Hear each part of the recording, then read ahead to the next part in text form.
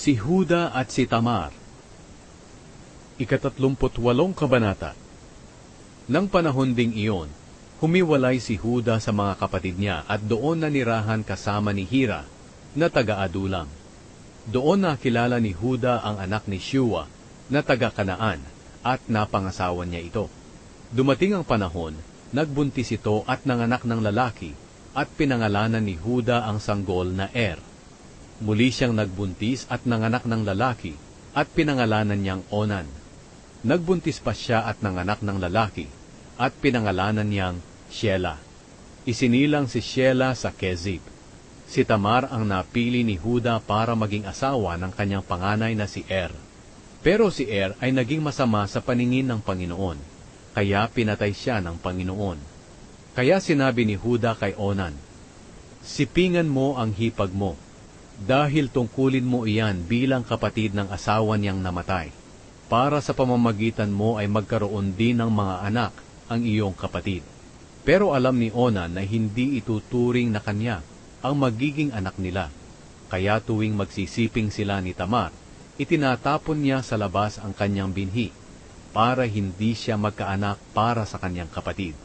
Masama ang ginawa ni Onan sa paningin ng Panginoon, kaya pinatay din niya ito. Sinabi agad ni Huda kay Tamar na kanyang manugang, "Umuwi ka muna sa iyong ama, at huwag kang mag-asawa hanggang magbinata na si Shelah." Sinabi iyon ni Huda dahil natatakot siya na baka mamatay din si Shelah, katulad ng mga kapatid niya. Kaya umuwi muna si Tamar sa kanyang ama. Dumating ang panahon, namatay ang asawa ni Huda. Pagkatapos ng kanyang pagdadalamhati, pumunta siya sa mga manggugupit ng balahibo ng kanyang mga tupa roon sa Timna. Kasama niyang pumunta roon ang kaibigan niyang si Hira na taga-Adulam. May nagsabi kay Tamar na ang biyenan niya ay pupunta sa Timna para pagupitan doon ang mga tupa nito.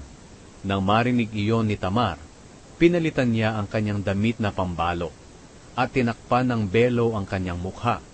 Naupo siya sa may pintuan ng bayan ng Enaim, sa tabi ng daan na papunta sa Timna. Plano niyang dayain si Huda, dahil hindi pa rin ibinibigay sa kanya si Shelah para maging asawa niya, kahit binata na ito. Pagkakita ni Huda kay Tamar, hindi niya nakilala na manugang niya ito, dahil may talokbong ang mukha nito. Akala niya'y isa itong babaeng bayaran. Kaya lumapit siya sa kanya sa tabi ng daan at sinabi, "Halika, magsiping tayo." Sumagot si Tamar, "Ano ang ibabayad mo sa akin kapag sumiping ako sa iyo?" Sinabi ni Huda, "Bibigyan kita ng kambing mula sa aking mga hayop." Sumagot si Tamar, "Papayag ako kung may ibibigay ka sa akin, para makatiyak ako na babayaran mo ako hanggang maipadala mo na ang kambing." Nagtanong si Huda, "Anong garantiya ang gusto mo?" Sumagot si Tamar, "Ibigay mo sa akin ang ginagamit mong pantatak, panali, at pati ang iyong tungkod." Kaya ibinigay iyon ni Huda at sumiping siya kay Tamar. Pagkatapos, umuwi si Tamar at tinanggal niya ang talukbong sa kanyang mukha at muling isinuot ang damit na pambalo. Dumating ang panahon at nagbuntis siya. Hindi nagtagal, ipinahatid ni Huda ang kambing sa kaibigan niyang si Hira na taga-Adulam, para kunin ang mga bagay na ibinigay niya kay Tamar bilang garantiya. Pero hindi niya makita si Tamar. Nagtanong si Hira sa mga lalaking taga-Enaim kung nasaan na ang babaeng bayaran na nakaupo sa tabi ng daan. Ngunit sumagot ang mga tao, "Wala naman kaming nakitang ganoong babae rito."